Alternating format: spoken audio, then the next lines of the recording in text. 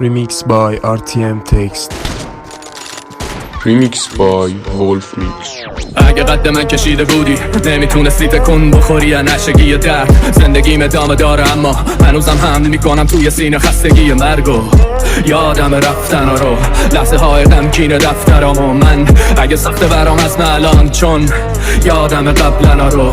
روسیا هم پیش موهای سفیدم، پیش کودک درونم، پیش به موقع رسیدن جلو سیگارای کشیدم، جلو سیاهی ریه هام و آرامش که طرفش نمیرم. هرچی عجله میکردم دیر میشد باز، یه تولد توی تنم پیر میشد باز. وقتی گوشت روح منو میبرید این رنج بی وجدان سیر میشد باز.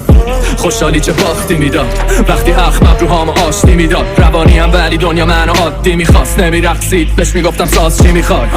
دنیا به ساعت اتاق من خوابیده، کرختی بهم پا میده، را میره پام بهم جا میده، خوشبینی پا میره تا میشه فردا واسه دیدنم صابون دل ما رو سوهانه رو سایده.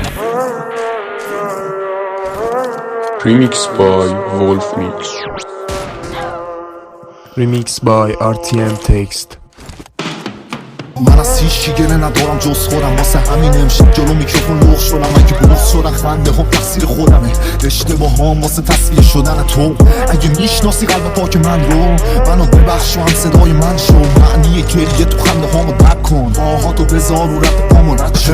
منو هرگز فراموش نکن، اگه عشق تو دادم بگی در آغوش منو. خدا کاش آدم ها هم مثل تو بودم، کنارم میموندن مثل تو تو درم. نکشم تا قد برم بشن راحت، قدیم بگن آفرین حال زدی، بزایی نبسی بشه تنها تر. آره من نگران فرداتم، توی سنگ کاغذ قیچی نقشه من سنگ قیچی رو میشکنم که کاغذ راحت شه. در آغوش میگیره سنگ و واسه بردن سنگ خیالش از این باخت راحته.